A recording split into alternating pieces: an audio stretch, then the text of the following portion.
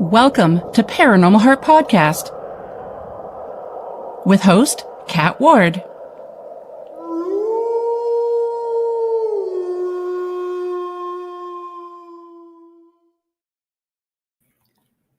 Hello, my friends. Welcome back to Paranormal Heart Podcast, Paranormal Talk with Heart and Soul. Tonight's segment is pre-recorded, streaming on United Public Radio Network, 107.7 New Orleans, 105.3 the Gulf Coast, YouTube, and any place you find your favorite podcast. Thanks so much for hanging out with us today. I appreciate your time. So, folks, I have another great guest for you tonight, author of the official Dracula prequel, J.D.Barker. J.D.Barker is a New York Times and international best-selling author whose stories blur the line between reality and nightmare. Known for weaving together suspense, horror, crime, and the supernatural, Barker pulls readers into dark, twisting worlds where nothing is ever as it seems. Handpicked by the Stoker family to continue Bram Stoker's legacy, he also co-authors best-selling novels with James Patterson and has written several acclaimed standalones, including his newest release, Something I Keep Upstairs, a true master of modern thriller with a haunting edge. Barker's name has become synonymous with gripping and unforgettable storytelling. So without further ado, please help me welcome J.D. Barker. Hello. Hey. I'm going to have you follow me around and read that off every time I walk into a room. That was perfect. Oh, thank you. It took me a while to write it. I just couldn't get the words right, but I finally got it. Well, thanks for having me. I appreciate it. I appreciate your time as well. Thank you. So I would like to first ask, how does someone who has a background in finance become an author and have your first book published at the age of 43? That's easy. Nobody wants to work in finance. I hated it. So I got to backtrack a little bit. So I grew up without a TV in the house. I was reading at like a really early age. We were always hitting the library. So I always had my head buried in a book. I've got a sister who's 15 months younger than me. So as early as I can remember, I would write up stories. I would staple them together, and I created like a library in my room, and she would check them out, and I would charge her late fees. So like this started a long time ago. And my parents encouraged writing as a hobby, but they always added, that little bit of a caveat, like writing is a great hobby, but you can't make a living at it. You have to get a real job. So I did what I was told to do. I finished up high school. I went off to college. I got a couple of degrees, ended up working behind a desk, and I hated every second of it. And while all that was going on, I was also writing basically in my spare time, wherever I could squeeze it in. Back when I was in college, I started working for newspapers and magazines, as I was going to school. And, when you work with, like people in that industry, you quickly realize they've all got a novel at some stage of development in a desk drawer somewhere, like every reporter does. It's 400,000 words long. They've been working on it for 10 years. It's almost done, but like they keep going back to it. And I was very good with grammar and punctuation. So they started handing those off to me to kind of go through. After a while, that turned into a job as a developmental editor that I did on the side. Then I became what's called a book doctor, and I did some ghostwriting. So I would do all that stuff while I was finishing up college and while I was working in finance. So ultimately, my last real day job, I was a chief compliance officer at a brokerage firm, which is as horrible as it sounds. I did it for 23 years. After I would work 40 to 60 hours a week, and then I would come home and I would write, work on these projects. And over those 2 decades, I had 6 different books that hit the New York Times list that all came out with other people's names on the cover that I had essentially written. Which gets really old after a while. So that was basically the point where my wife and I decided it's time to make this, writing thing, give it a go and see if we can make it happen. And I was 42, 43 at the time. Wow, that's amazing. To do a job for so long that you really didn't enjoy, that must have been like torture. Well, the thing is, everybody, I think, gets trapped in this, or a lot of people do. You get out of school, you start earning a decent paycheck, then you get a car, you get a house, so you've got rent, all these bills start piling up, and before you know it, you're stuck, and that's kind of the position we were in. I had a fantastic salary, but we had the lifestyle based on that salary. So, we had a big car, our big house, we had cars, we had a boat. So ultimately, when we sat down to try and make the writing thing happen, our monthly nut was somewhere around $10,000 to $12,000 that we had to cover. So like I couldn't just Mm, walk away from the day job. yeah. So we were trapped. When my wife came up with this crazy plan, we sold everything that we owned. So we basically got out of all that. We bought a tiny little duplex in Pittsburgh, rented out one side to some tenants, and moved into the other side and got our monthly expenses down to literally nothing, to the point where we could live off of savings. And that's when I worked on the first book. And I remember I had about 18 months worth of life left in the bank account before I'd have to Oh, get another real job. So like I had my yeah. feet to the fire, and I think that's what I really needed. I needed to get out of that comfort zone. Yeah, it's not easy to do either. Um, No. so I understand a real haunted house helped to inspire your latest novel. Can you tell us a little bit about that and how it shaped the story? Sorry, you cut out for a second there. We've got a Oh, did I? storm coming in. I live on an island in Oh, in, in New England, and like our internet gets flaky when the weather gets bad. oh, not a problem. If it gets too bad, we can always reschedule as well. That's not a problem. Okay. Okay, I missed that last question. that's okay. So I understand a real haunted house helped you inspire your latest novel. Just wanted to know if you could touch on that and how it helped you shape the story. Yeah, so I've got an app on my phone where I just write down every possible idea I have for books. And one of the taglines that I had in there for years, I knew I wanted to write a haunted house story. I knew I Mhm. didn't want to write the same haunted house story that everybody else tells. Like a husband Yeah. and wife buy this fixer upper, they move in, something bad happens, something worse happens, they realize something really bad happened, and then other things happen, and then either have a happy ending or a negative ending or whatever. But like it's that same story rehashed over and over. So I started just looking at the core of haunted house stories, and this idea popped into my mind, which became the tagline for the book: "For a haunted house to be born, somebody has to die." So Hmm. in my novel, I've got a kid. He's 17 years old. His grandmother passes away, and she lived on a little house on a private island right off the coast where he lived. And he didn't really know her at all. He knew she was out there, but she would, the families were estranged, so they didn't talk. But she leaves him this house on a private island. He's 17 years old, so he does exactly what you would expect a 17-year-old kid to do. He turns it into a party house for him and his friends. It's away from the parents, away from the police. Someplace where they can go and get a little bit of privacy. So they party for a little while, but that gets old. And then at some point, somebody raises their hand and say, "Hey, what would it take to turn this house into a haunted house?" Again, perfectly normal house. So they start exactly where you would expect. There's a couple of scary stories. Then somebody brings in a Ouija board, and things basically escalate. But the tagline for the book: "For a haunted house to be born, somebody has to die." So where Hmm. they're going, but the book, the story is all about the journey. So I had that idea for the longest time. And once my book started taking off, my wife and I, we were still living in Pittsburgh. We realized we don't have to live in Pittsburgh. We started looking all over the country, and we found this tiny little island off the coast of Portsmouth in New England called Newcastle. And that's where we ultimately landed. And every day I quit work around 3 o'clock. I quit writing, and I go for a run around the island. It's 4.2 miles. And at one point I'm standing out on the beach. And when I stand out on the beach, I can see Wood Island, which is where this house is in real life. Hmm. And it's just far enough off the coast where you can't really tell what's going on out there. It's very small. The island is only about an acre. There's only one house on it. But every once in a while you see a light come on, or you see a person walking on the beach. So I kind of paired those two things up. I had the idea for the haunted house story, and then at one point it just clicked in my brain: what if that was the haunted house? And then I started researching the history of that particular island, and started finding, learning some of the things that had happened out there over hundreds of years. And honestly, it was perfect. So I just took basically a blend of fact and fiction and put it all together in creating the novel.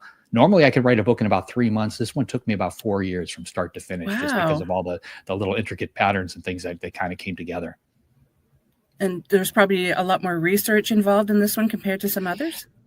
Yeah, I mean, to give you an example, I learned that at one point the island was used as a quarantine zone for yellow fever. Oh, So if wow. somebody in the New England area got yellow fever, they would literally put them out there on an island and wait for them to die. During the Spanish American War, they used to capture ships, and they would dock them out there, and they would keep everybody on the ship until everybody passed away, either from starvation or disease. And then they would take the boat, because that's all they really cared about. The bodies would go overboard. They were food for the sharks. And this kind of thing went on for like, I traced things like this back almost 400 years through local history, just one crazy event after another. The most recent one I could find was in 1972. Somebody was out there picnicking. They boated out there. It's the only way to get out there is by boat. They were on the beach and they found two bodies on the beach buried in the sand. So they called the Kittery Police Department, which is the local PD. They came out. They said, well, this isn't really our jurisdiction. The island itself is right on the border of Maine and New Hampshire. So it basically became like a jurisdictional hot potato. Like on TV, everybody always wants the murder. Like we don't want to give up this case. Like the cops always want it. In real life, if it's not a solvable case, they want to get rid of it as fast as possible. They don't want it on the books. So all the local law enforcement kind of passed it back and forth. Ultimately, they called in the FBI. They figured, well, it's federal land. It's up to the FBI to figure this out. So I found one newspaper article detailing all of this, and there's a picture of the local DA standing out there with law enforcement, literally standing over the bodies. So we know it all happened. But in today's world, nobody's got a record of it. None of the local police departments have any kind of file on it. Local FBI has no record of it. The bodies have completely vanished. Nobody knows who they were or what happened to them. So that happened in the 70s. And the cool thing is with this book coming out, it came out in May, the FBI has actually reopened the investigation to try and figure it out. So we'll see if it might actually lead to something. But I found all these crazy, horrible events that took place on this island. And we've had a lot of paranormal investigators out there. And the one theory that just keeps coming up is the bulk of them feel that when something dies, everything is energy based. So if something passes away, that energy doesn't disappear; it just goes somewhere else. And if a lot of bad things happen all in the same place, it's almost like a battery getting a charge, which is, I think, what we feel when we actually go out there. Because it gives me the heebie-jeebies to stand out there on that island. Like you feel like something is off, like you don't want to be there. Like your lizard brain is telling you, get away from this place. It's the weirdest thing. Does it look creepy and feel creepy, or does it look really beautiful? Like if you were to look at it, you figured, well, there's nothing really bad that happened there. Or is it just the feeling? Well, I've seen different iterations of it.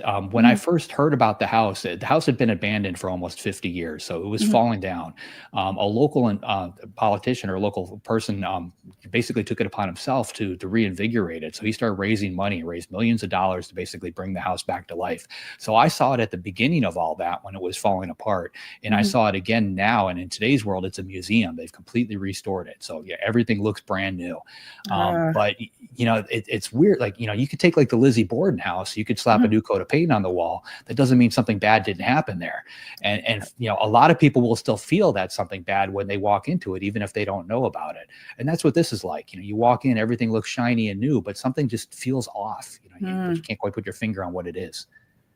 That's wild. I would actually like to go there sometime because I do have a background as a paranormal investigator. But wow, that would be really interesting. So your books cross genres like thrillers, horror, crime, supernatural. What draws you to these elements of storytelling?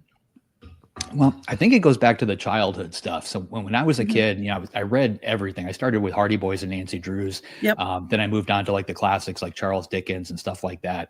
My mom owned an antique store and we used to hit a lot of garage sales. Amazing. And I remember one day there was a guy, he had a box of books and sitting on top was a copy of Dracula. I was 8 years old. I picked it up. It looked super scary. I showed it to my mom. I figured there's no way she's going to let me buy this one. It was 25 cents, but she let me buy it. I took it home and I read it. And it took me about 3 weeks or so. And I slept with the lights on for like the longest time after that. Like it scared the bejesus out of me. And that's the first time a book had ever really done that. Like got that type of an emotional reaction out of me. And honestly, I think I've been chasing that feeling ever since as both a reader and a writer, trying to recreate it. So horror, I think, is my first love as a writer. I do a lot of work in the thriller world. So, in my publication thing, I kind of bounce back and forth. I do a horror novel, then I do a thriller, do another horror. And I found that just by doing that, it aggravates the hell out of my agents and my publishers because they don't quite know how to sell me. But it's almost like working like a literary Pied Piper, like rather than just having a thriller audience, I have a thriller audience and a horror audience. So I've learned over the years to kind of use the books to kind of expand my audience overall. At one point, my publishers told me that my audience was women 45 and over. So I wrote a young adult book and all of a sudden my audience, the demographics shifted and I started bringing them in as, younger and younger. So I try to use the books themselves as a way to expand who's reading me. That is amazing because you don't want to fall in that same cookie cutter author genre type thing.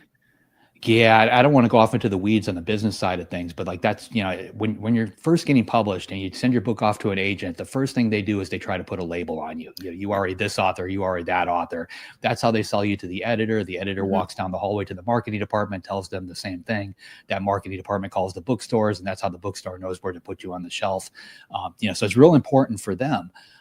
But as an author, if you're trying to build a brand, you want the biggest possible audience you could possibly have. So if you have this fine line that you're trying to walk, there's only a handful of readers out there. You really want to expand beyond that. And I think a lot of that, from my standpoint, I've just gotten from working with somebody like James Patterson. Like, he has taught me so much on the business side. He does the same thing. At one point, he was looking at his audience, and he decided, well, I'm going to write a book with Bill Clinton. And he expanded his audience, tremendously by doing that. Then he did it again a few years ago. He wrote a book with Dolly Parton and roped in another whole, group of people that weren't reading him. And about 2 months ago, he announced a book that he's writing with Mr. Beast, who's the #1 YouTube star. So again, he's just expanding his audience again by tapping into a group that, at this point probably isn't reading him, and they will be. Mm-hmm. I do understand the business point of view, but as a reader, like I said, you don't want to fall into that cookie cutter. It's just refreshing as a reader. Yeah, I feel the same way because I read so much, and like the one thing I hate is to pick up a book by an author and have it, basically be the same book but different over and over and over. And knowing a lot of authors, the authors don't want to write that same book over and over again, but the publishers kind of make them do it. So I go out of my way to make sure that every book is completely different from the last. And as a reader, I appreciate that. Yeah, it's like my favorite authors, guys like Stephen King and Dean Koontz, and I buy their books because their name is on the cover. I don't even read the back. Like, I don't care what it's about. Like, I know that I'm going to get a particular voice. I know they're going to entertain me, and I'd rather go in blind. And that's kind of what I try to produce. That's how I feel with some movies. If there's a particular actor that I really enjoy, I don't care what the storyline's about. I'm going to watch the movie. Yep. So what was so you did co-write, as you mentioned, with James Patterson. What was it like collaborating with him? And is the process different than when you're writing solo? Well, I spent so many years, working as a book doctor and a ghostwriter, basically collaborating with other people for 2 decades, that when I sat down to actually write my own book, that felt weird. Because all of a sudden there's nobody else weighing in on the decisions. It's just me all by myself and, behind the desk. So it feels more natural to me to work with other people. With somebody like Patterson, like we've had a very weird relationship because I've got all these books behind me. You kind of see them on the video. There's only 2 up there that are actually on the process of writing. One is Strunk and White, which gives me every rule in the grammar, world that I need to know. The other one is On Writing by Stephen King. And in On Writing, Stephen King says that he's what they call a pantser. So he basically creates his plot, his characters. He drops these people into some kind of crazy scenario, and then he just lets the story play out on paper. He doesn't outline, he doesn't plan anything ahead, he doesn't know where the story is going, and he feels that if he doesn't know where the story is going, the reader's not going to be able to figure it out, and that's what keeps it interesting, which makes perfect logical sense. So the first few books that I wrote in that format. And if you fast forward a couple of years, when James Patterson reached out, I was on my, I think, second or third book had been published. He had read a book I'd written called The Fourth Monkey, and asked if I wanted to meet for lunch and talk about possibly working together. And the first thing that we did is, I brought up that I'm a pantser. He brought up that he's a notorious outliner. He creates 30 to 50 pages before he starts writing the book. So we both came at this process from very different camps, and we didn't think we'd be able to work together because of that. So I walked away from that meeting thinking, well, I just had lunch with James Patterson. That's a win. It doesn't really have to go any further than that. But a couple months later, we touched base again. And he said, you know what? Let's try it your way. Let's try to pants a novel. So I'm the only person who's ever gotten James Patterson to write a book without an outline. And we went back and forth. Like, I would write a chapter, I would paint him into what I felt was some, this crazy, impossible scenario. I'd send him off the pages thinking he's never going to get out of this. And then 15 minutes later, he'd send me new pages. And not only did he get out of it, but he put me into some other crazier situation. We went back and forth like that. And it's the twistiest book I think I've ever written to date. But when we finished it up, he said, okay, we tried it your way. Let's try it my way. And he sent me an outline for a book called The Noise. And I saw just, in writing that, how much more efficient and how easy the process was when you have the whole story down there on paper. Hmm. And I think a lot of it comes down to, like, if I think about my general day, like I mentioned, I go on a run every day. I do that every day at 3 o'clock. And when I was pantsing a novel while I was on that run, I would use that time to figure out what comes next in the story, what comes next, so that when I started the next day, I could kind of hit the ground running. But when I've got an outline in front of me, I already know what comes next. So I can use that same brain power to figure out, how do I make what comes next better, and tweak it. And I think the books are much better for it. I went back to school a few years ago, and I had to learn how to write essays and things like that. And I found it very difficult. You have that template of how an essay is supposed to be written, and I had a really difficult time. So I just decided to write it the way that I thought. I had a general idea of what I wanted to write, but I just kind of let it flow. And for me, that worked. And the professor didn't even notice, thankfully, that I didn't use the template. It's one of those things. So when they give you a formula, if they tell you, okay, you've got to write this and you need to write a 3-act structure, now all of a sudden you're trying to force that story to fit. And, in a lot of ways, it can be like trying to put a square peg in a round hole. Like you can make it work if you have to, but you're forcing it in there. But, if you learn to just rely on your subconscious, like I read so much that the actual structure of a story is ingrained in my head. Like my mind knows at this point a twist needs to happen. Climax needs to start here. This needs to happen here. And if I go beyond that point without that thing happening, it's almost like I missed a turn on the highway for some destination. So I'm able to kind of see that, and I've learned to trust my subconscious over the years and kind of follow along with that. But when you're in school and the teachers are trying to force you to do it, it's so rigid, in a lot of ways it's detrimental. Yeah, like I said, I had a really rough time, and I thought, I'm just going to wing it and see what happens. And thankfully, it worked for me. Yeah. How does someone who has oh, nope, sorry, that's my other sheet. I apologize. I totally lost my notes got mixed up for some reason. Please bear with me. I do apologize. Oh, no worries. So I know you've spoken a lot about the prequel to Dracula, but if you're okay with it, can we touch on that a little bit? Yeah, absolutely. That was a dream project for me. I absolutely love that book.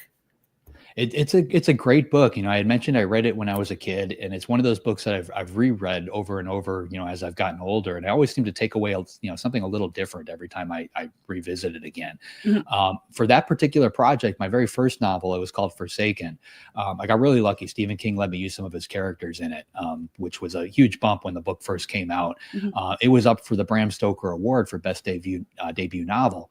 And when I went to the Horror Writers Convention for the award ceremony, at one point there was a book signing, and they sat me next to Dacre Stoker, who is Bram's great grandnephew. We were together for about an hour, and we talked the whole time. I picked his brain on Bram Stoker. He talked, brought up my history as a book doctor and a ghostwriter, and we just kind of went back and forth on all that. I didn't realize it at the time, but it was actually a job interview. He pulled me aside the next day, and he said, "Listen, I'm going to be honest with you. My family has been trying to find somebody to write a prequel to Dracula for a very long time, using Bram's original notes and journals. Is that something you'd be interested in doing?" And the answer to that question is yes. You always say yes when somebody asks you that. And then he spun two things on me that I never saw coming. He told me that Bram originally wrote Dracula as a true story. He personally believed in vampires to the point where he was cremated when he died. He's worried about his immortal soul being taken. And also that the Dracula that we know is actually, it doesn't start where we think it does. Like the book that we've all read, it starts with Jonathan Harker on the train. That's actually page 102 of the original novel. So when Bram wrote Dracula, the first 100 pages was very autobiographical. It basically explained why he thought vampires were real. When he turned it into his publisher pushed it back across the desk and said, "We can't put this out. It's going to scare people too much." This was a time in history when Jack the Ripper was active in London. People firmly believed in the paranormal. So like it was just one of those things. So they made him strip all this stuff out. Bram needed the money, so he did what they said. He stripped those 100-some pages out. So what we basically put together is we recreated Bram's original story, what he was trying to tell in those first 100 pages, which was fun in and of itself because we had to work through his journals and the notes and things and everything he left behind. But when we finished, we wanted to verify what we had because, there are people who have doctorates in Dracula, so we knew we had to get this right before we could put it out. But nobody actually has a copy of those first 100 pages. There's one known manuscript of Dracula that's ever been found. It was found in a barn in Pennsylvania. Nobody really knows how it got there. Paul Allen bought it at auction through Christie's for a little under $1 million a few years back. So I knew that he had it. So I reached out to Paul Allen's people, and they allowed Baker and I to fly out to Seattle and actually sit down in a conference room and go through it. So they locked us in this room. They took away our cell phones so we couldn't take pictures, made us wear gloves, and they wheeled in the original Dracula manuscript. First thing we did is we opened up the cover, turned to that first page, hoping to see number 1. And it was there, but it was right behind it, crossed out 102. So the first 100 pages were missing. It still started at page 102. Bram had wrote the title Dracula up at the top. So we thought it was gone, but then we started flipping through the pages and we realized, like in today's world, if I delete a scene, I hit delete, it's gone. But in Bram's time, this manuscript was typed, so if he deleted a scene, he drew a line through it. Yeah. So we started focusing on those deleted scenes, everything that he took out of the book. And we quickly realized they referenced things from the very first 100 pages, which is why he took them out. And using that, we were able to confirm the other information we had and basically piece together the rest of that book. It was called Dracul. It came out in, I think, 2017. It's a great book, though. Yeah. So I wasn't trying to. I'm just so excited about this book. I haven't read your book yet. I look forward to doing it because I absolutely loved Bram Stoker's Dracula because I just loved the style of writing in that genre and the wording. There's just something that makes you able to fall into the book and you're able to feel like you're there. I really enjoyed that. But so you didn't actually have the notes and the journal yourself. You had to go. Like you're not in possession of those? I don't have any of that anymore. The Stoker family still has all of it. Yeah. But still being able to have access to that. I mean, how did you feel? It was wild. I mean, like if I look at my desk behind me and there's little notes and stuff like that, and that's essentially what they had from Bram. Like he had notes written on laundry receipts, like any kind of scrap of paper that he could find, he would write on. He plotted out a big portion of the novel in a daytimer. He was a theater manager, so he had access to daytimers, and like it makes perfect sense. At 3 o'clock, Mina does this. At 4 o'clock, she does this. So he plugged it in on the daytimer, and then just throughout his journal, like he wrote down everything. He took notes about just about everything. So you'd see 2 or 3 random entries about stuff, and then 1 entry about Dracula. We found, he actually wrote Dracula when he was in his 40s, and we found notes dating all the way back to when he was 16, where he actually started researching it. So vampires were a big part of his life, his entire life. Yeah, I've always enjoyed the lore of the vampires ever since I was a little girl. So that's obviously why I enjoyed reading the book. But so when you were approached by the Stoker family, can you explain to us how you felt? Obviously very special. I mean, with it being one of my favorite books and then being able to be part of it, the whole experience was fantastic. I think there was a couple of moments that were very surreal for me. After the book was done, we had to go out on the tour for the book. And at one point we were in Dublin, which is where a large portion of the book actually takes place. That's where Bram is actually from. He's not from the UK. So while we were but like I knew Dublin up till that point just through Bram Stoker's notes. So when he described a church or he described a street, it was his version of it in early 1900s. So when I actually went to Dublin, like I saw all those things. Here's a church that Bram was talking about, but right next to it is a bank, or McDonald's or something like that. So it was very weird. Like I could see Bram's world superimposed on our world. And then when we visited his house from his childhood home in Clontarf, and started walking through those places like that, it felt like Bram was with us the entire time. Oh, that's amazing. I mean, like you said, the honor of having access to all that information to be able to write the prequel is just amazing. Yeah, he was a very smart guy too, because his UK publisher made him strip out those 100 pages, but he really wanted to tell that story. So when he sent off copies to his foreign publishers, he actually left those parts in.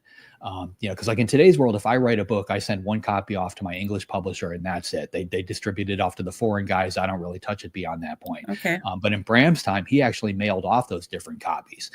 So when they wanted to put it out in Germany, he sent a copy off to Germany. He sent one off to France, one off to Italy. But Dracula is kind of a weird phenomenon. It's the second most purchased book in the world next to the Bible. The Bible, So extremely popular, but it's also in public domain. So when you go on Amazon and you buy a copy of Dracula, like when they put that together, all they do is they go out and they grab the public domain text of Dracula, they format it and put out a book. So nobody is going back to these actual, the first editions of this book. And one of the things the Stoker family realized is if they buy a first edition of Dracula in some foreign language and then translate it back to English, they started finding all these parts that Bram had taken out of the UK version. So he basically left breadcrumbs of the original story. And a lot of the foreign editions are different. You go one country to the next, there's major differences in the book. That's interesting. That must have been a lot of work for him to send them to all these different places. Yeah, I mean, that's just how it was back then. It's just been streamlined a little bit. Amazing. So your career's shown that you're not afraid to take risks and step outside of the norm. Why do you believe authors must dare to think differently? I think it's important, if you take a step back and not look at this as being an author, look at it as being somebody who produces a product, and you are the brand. Look at other brands, like what do they do to stand out? Like if you're selling cereal, you look at your market, you expand based on where, what people like, what they don't like. I tend to look at being an author the same way, like I mentioned with the books, how I use them to expand my audience. I try to do everything that way. Whenever I have a book coming out, I usually make a list of what I see other people doing to promote their titles. And then I write another list of things nobody's doing. And then that's typically what I end up doing. So to give you an example for something I keep upstairs when it came out, because it's based on a real house that really exists, as part of the promotion, we actually gave an overnight stay away to one person in the haunted house. So we had a worldwide drawing, which we were able to promote. And that one person, they were allowed to pick 3 of their friends. We put them on a boat, took them out to the island, and we left them there for 24 hours. But like doing this particular contest, that created a ton of word of mouth, because I can buy ads all day long, just like any other author. But word of mouth is what really sells a book. So when you're giving away an overnight stay in a haunted house, people talk about it. They're all over Facebook. Like, I'll do it. Will you do it? I won't do it. I'll do it if you do it. But they're all chatting about it. They're all talking to their friends, and they're all spreading the word. And none of that costs you a penny. So I look for situations like that. Like word of mouth is what really sells books. I do whatever I can to build word of mouth. Yeah, and it's difficult to find a good way to have that word of mouth. That's brilliant. It is, but that's the fun of it. You try to find that one thing nobody is doing yet. And, unfortunately that one thing won't work again. Like if somebody else tries to duplicate it, so you have to be original about it. You got to come up with something unique. Yeah. Do you find others are following in your footsteps with ideas like that? They're trying, and honestly, it's flattering. And I also like the fact that they're doing it because it's taking people out of the norms, because, most authors tend to do the same thing. Most publishers tend to do the same thing. The last book that I turned into Random House, they sent me their marketing plan, and it's, basically a PowerPoint presentation. And it's the same presentation that I'd gotten for another book like 5 or 6 years earlier from them. They just kind of did a find and replace on a couple of graphics and titles, and that's it. They didn't change what they were actually doing to market a book. But, if you take a step back and you look at the world, like everything has changed, like what people are reading, how they're reading, what they're reading, everything is constantly moving. It's fluid, and you need to be just as fluid as an author or as a business owner if you want to stay in front of it. Yep. Yeah, I know for me, even my coworkers, we discuss books. Hey, what are you reading? What genre do you like? So that's how we have the word of mouth that starts at work. Yeah. And, that's what I'm looking to capture, that water cooler talk. Yeah, exactly. So what's one thing you hope readers will walk away with after they're finished reading one of your books? I'm just trying to entertain people. Like I really just try to give them an escape. The same reason I picked up books when I was a kid. I used it to, kind of get away from the real world for a little while. So that's all I'm trying to do with the stuff that I write. I'm not trying to sell a moral message or, you're not going to really learn anything walking away from one of my books, but you're going to have a good time actually reading it. Somebody once called what I write literary popcorn, which I think is probably the best way to describe it. You keep flipping those pages. It's no different than the way you eat popcorn. You just can't stop, and you enjoy every second of it. Yeah. Can you just walk us through? So you write different genres of books. So how can you go from one genre and then you're going to go to another? How do you flip your mind to be able to write something different afterwards? Well, for me, it all just comes down to the story. If you go to my Wikipedia page, they kind of summed it up really good there. They said that suspense is my common thread. I was told very early you have to have a common thread. I think that came from Dean Koontz. Hmm. And if you do that, the audience will follow along. So if you look at the books that I published, I basically followed his advice. The very first one was a horror novel. Second one was a thriller. Then I did the prequel to Dracula, which was another horror, then another thriller. And by bouncing back and forth and keeping that common thread of suspense, the readers are along for the ride. They're willing to make that genre jump with me. If you don't do that, I've gotten to talk to Patterson about this because he didn't do that. His very first book was called The Thomas Berriman Number, which I don't think he even has a copy of. Nobody bought that one. His second book was called Along Came a Spider, which was obviously a huge book about a serial killer. And then his next couple of books also about serial killers, basically that same book, but different. So his audience got conditioned to get that type of story from him. Then at one point he got bored. So he wrote a book about a girl with wings. And, his audience had a really hard time accepting that because it was so different from what they were expecting from him. It's two different camps, but, I learned that as long as you bounce back and forth and you do it from the get-go, everybody kind of expects that and they're willing to come along. I think that's a brilliant strategy. I mean, like you just mentioned, an author can get easily bored writing the same old thing. So if you're jumping back and forth, it just helps. I think it also helps the reader because they can tell that you weren't bored writing the book. Yeah, I'm scared to death of having to write the same story over and over and over again. Yeah. And I've got friends that are kind of stuck in that world.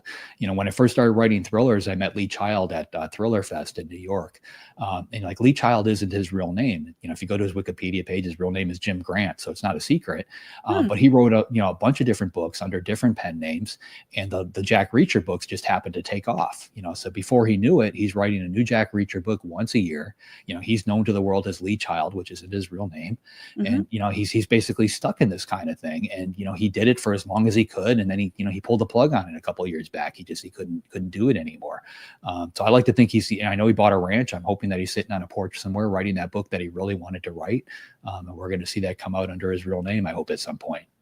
That'll be interesting. Is there a book that you really, really want to write that you haven't had a chance to yet? Pretty much every book on that list that I said of ideas that I have, I write the stories that I want to read that don't exist, so if I come up with an idea for something, I tend to put it down on paper myself. Oh, again, I think that's brilliant because you're not followed. I hate to use the word cookie cutter so often, but that's what it is. But and it's going to be very, very interesting for the reader as well, because like I said earlier, I think a reader, at least I can tell when an author is kind of getting bored of writing the same old thing. Yeah, I mean, you see it a lot, especially with a lot of the bigger name authors that hit the New York Times list over and over again. They put out a book once a year, and it's a very similar story. And the downside to that is when a reader discovers them, they read that first book from them, they love it. They pick up another book from them, and they love it just as much, but it feels very similar to the one they just read. And then they get into the third one, and it's again the same formula over again. Different characters, slightly different storyline, but it feels so similar. Typically they'll get maybe 3 to 4 books in before they're not necessarily give up on that author, but they're not going to binge them anymore. They're going to move on to something else and maybe come back to them at some later date. So I purposely try to write books that are just so different. My voice is consistent through all of them. I've got that common thread of suspense, but if you read something I keep upstairs and then you go back and read like one of my older titles like The Fourth Monkey, they're very, very different books. And I find that people just fly through my entire catalog because they're not getting that burnout factor that they do with some of the other authors. They're different enough where it keeps them going.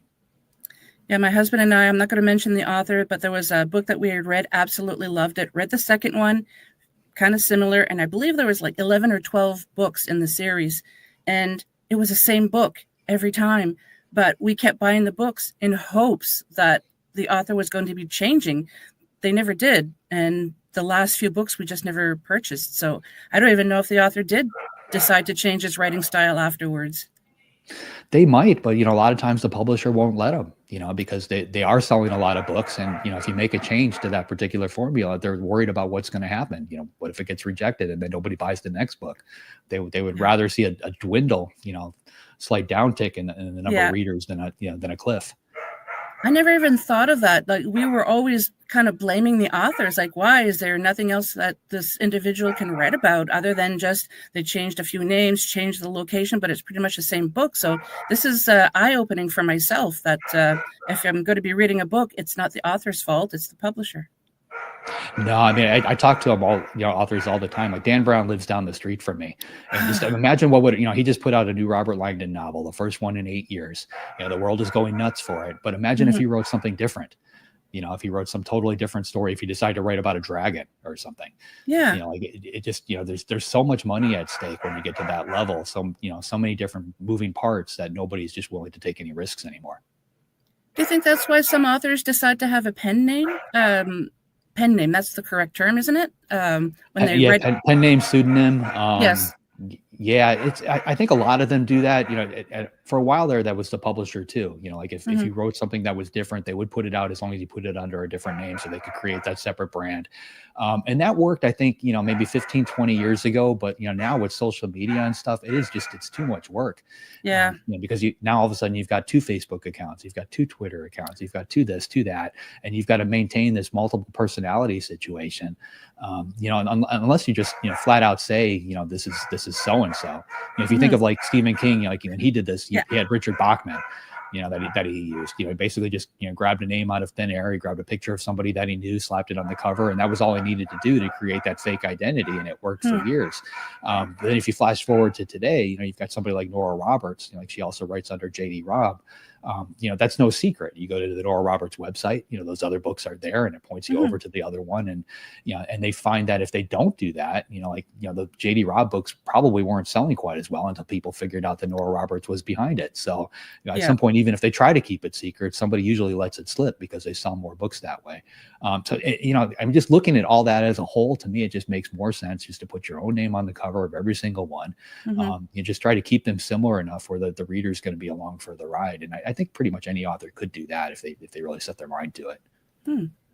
Now, I know some authors like to have a specific location where they have to write at the same spot all the time.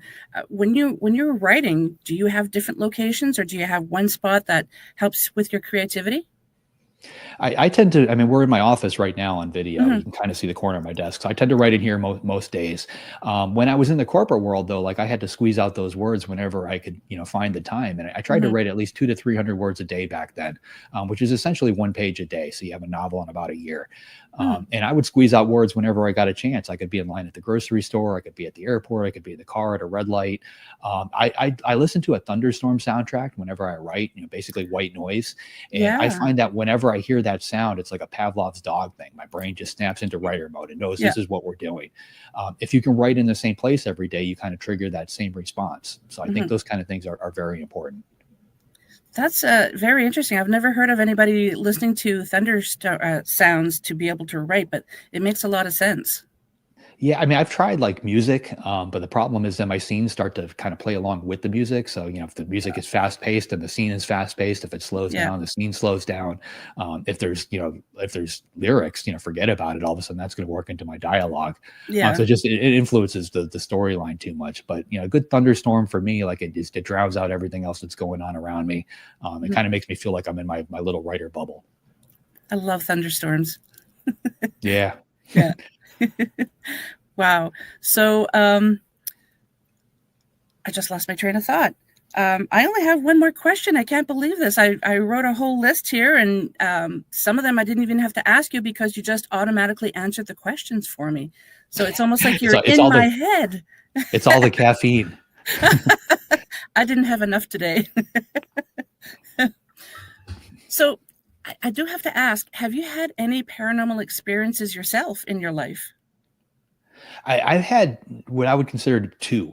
So the very first one, and this was a weird one. So are you familiar with the Stanley Hotel? Yes.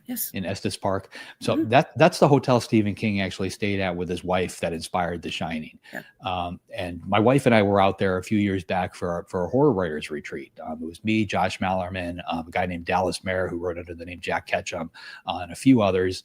And we were out there for about a week or so, and we tried everything we possibly could to get some kind of paranormal something or other to happen. You know, at one point we were in the basement at midnight reading scary stories to each other by candlelight, and like that didn't even work. But our very last night there, my wife and I, we woke up, we're laying in bed. It's maybe 9 o'clock in the morning. We're talking, trying to figure out what we're going to do for the day. And all of a sudden the bed just started to shake. And it felt like somebody had grabbed it and was like just rattling it as hard as they possibly could. And it wasn't scary in any way. We were just kind of looking around trying to figure out what is actually doing this, because we weren't near an elevator. Like there was no mechanical cause for it. It was just shaking. It felt very much, if you remember Magic Fingers back in the day, like you drop a quarter in and your bed would vibrate at the hotel. Yeah, it felt like that. It went on for about a minute and then it just stopped. Stopped as quickly as it started, and there was no sound to it. Nothing. It was just the bed just shook. So we went downstairs to get breakfast and we talked to the manager, and he said, "Oh yeah, the bed in that room just does that." And like they had no explanation. It just does that. So I chalked that up as paranormal, even though we've got no idea what it was. The other one for me is when I first went out to Wood Island, where my latest book is based on. This was before I really knew any of the history of that island. And, the guy who was restoring it, he let me go into the house, and, I stood in the center of that room, and like every bone in my body wanted to get out of there. Like it felt like someplace I did not want to be. Like the hair was standing up on the back of my neck. Everything was just screaming, "Get out, get out, get out." And I had no idea why. And then I started to research the place and learn about all these horrible things that had happened there over years and years. So I think that's more of an instinctual thing. I think a lot of these things, like if that battery theory holds, we're picking up on that, but over years we've kind of learned to tune it out.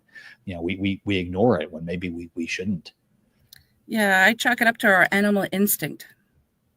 Yeah, which we've kind of forgotten, right?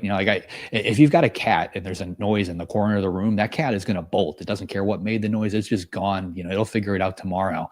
People are stupid. We will walk over to the corner of the room. We will look around. We'll try to figure out what just made that crazy noise. Yeah. This is why the dinosaurs would have probably finished this off if that asteroid didn't get them first. But yeah, animal instincts, I think it's all tied together in some way. We just haven't figured it out yet. Yeah. Agreed. Yeah, we've, like you said, we've stepped away. We've just lost all those instincts because we rely so much on technology. Like for light, for instance, we take light for granted because it doesn't matter what time of night it is. If it's too dark, you just turn a light on. Yeah, we've gotten spoiled by all that, and we've gotten comforted by it, and we tune out everything else. Yeah, exactly. And maybe we shouldn't, like you mentioned earlier, because if you tune it out, you're not going to know that danger is around, for example, and it might be too late. That's how you survive the zombie apocalypse. So, have you ever been on a paranormal investigation, like with a team or anything like that? And if you haven't, is it something that you would be interested in? I love that kind of stuff. I've been out to Wood Island a few times with some of the paranormal investigators that we brought out there. I did an overnight stay at a prison in Florida once, which was a lot of fun, with one of those TV shows that was on Sci-Fi. Nice. So I love to be part of that. I've yet to see something actually get captured, but it's a fun thing to do. Yeah, sadly, when you do an investigation, it's not like a lot of the TV shows. You're just sitting in a dark room for hours, and there's not really anything happening. It does get really boring, but sometimes you look back at the evidence and you actually captured something, but it doesn't happen all the time. Well, they're not there for us, right? They're not performers. Exactly. Yes. And that's why whenever we do an investigation, we always say, we introduce ourselves, we explain the equipment that we're using, because if someone was in the 1800s, they're not going to know what all these lit boxes are. So we try and describe what they are, how they work. And if it's okay that we're here to talk to you, if you have anything to say, please come tell us. So we're just not asking them to perform on demand. Yeah, exactly. Yeah. So can you share what's next for you? Do you have anything in the works that you can give us a little teaser about? There's always something else going on. I just wrapped up another book with James Patterson. I've got no idea when that's going to come out, but we had a good time writing that. I'm working with a ton of co-authors on my own. I've got about 12 books coming out over the next year between myself and my co-authors. So a lot of stuff happening. So does that mean when you're working with other people that you're working on multiple books, like perhaps at once? Yeah, I mean, working with Jim, like he's kind of taught me a lot of what he's doing, and I've been trying to recreate that business model. Hmm. So I spend the first couple hours every day writing whatever my current personal book is, and then the rest of the day goes towards working with my co-author titles. I work with Hmm. co-authors on working on their outlines, working on their story, working on the actual words for the books. So I try to mix it up. Is that difficult for you to try and like flicking a switch because you have to go from working with one author, working with another one, and just your standalone books? I've never had trouble with it. The only Mm. time it actually gave me any trouble at all was when I was working on Dracula, mainly because that took place in Victorian England, Hmm. and at the time I was also writing a serial killer thriller that took place in modern day Chicago. Okay. So like gaslights would work their ways into Chicago, and carriages and things like that, and like those two worlds didn't quite make sense. But for the most part, I've gotten used to it. I've gotten better at it. Did you catch those, or did an editor catch it? Oh, I always catch it as Okay. I'm going. It's almost like putting on another hat. If I break up the day a little bit, like I do one thing in the morning, another thing in the afternoon, and it's broken up by lunch in between, I'm usually all good. I actually had the honor in proofreading a book that a friend of mine had written, a paranormal story, and noticed that at one point of the book, the main character had green eyes. Later on, she had different colored eyes, and I'm just like, wait, I'm going through the book, and so I had to message her saying, you might want to pick a color. I mean, that kind of thing happens. Like I just finished Yeah. up a book, and I've been playing with AI quite a bit. And like I would Oh, never use really? AI for the writing process. I don't think it's capable of that. It's almost like Hmm. talking to an encyclopedia. I can't have a creative thought. But Yeah. where it is good is for what you just mentioned. It's like I can take an entire book and drop it in there and ask it, are there any plot holes, any idiosyncrasies, anything weird that's been left behind? Like I've got a whole prompt for all these different things, and it'll find this kind of stuff. And like normally human editors will find them, but it's got to go to two, three different people sometimes, and sometimes those Hmm. things still slip through. But I'm finding that AI is able to catch a lot of those things ahead of time and help me fine tune the book before it actually gets into the hands of the editor. So it's a great tool for that kind of thing.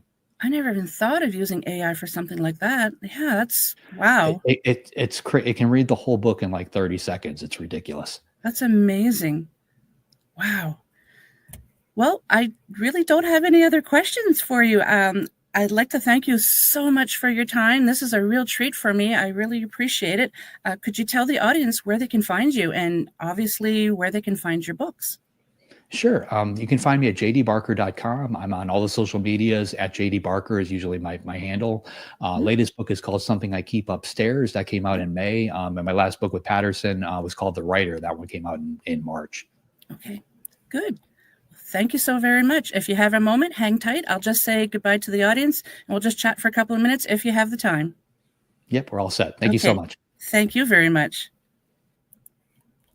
Well, folks, that was another great episode. I really liked that one. So a huge thank you to my special guest tonight and to you, my wonderful audience, for tuning in. I also want to thank UPRN 107.7 New Orleans and 105.3 the Gulf Coast for carrying the show. And if you enjoyed tonight's episode, please like, subscribe, share, and comment. It truly means the world to me. And if you'd like to have a little piece of Paranormal Heart podcast to call your own, you can grab some swag, like the mugs that I've been advertising. So by emailing me, you can just drop an email at paranormalheart13@gmail.com, even if it's just to say hello. Until next time, until we meet again, take care of yourselves and each other. Much love to you all.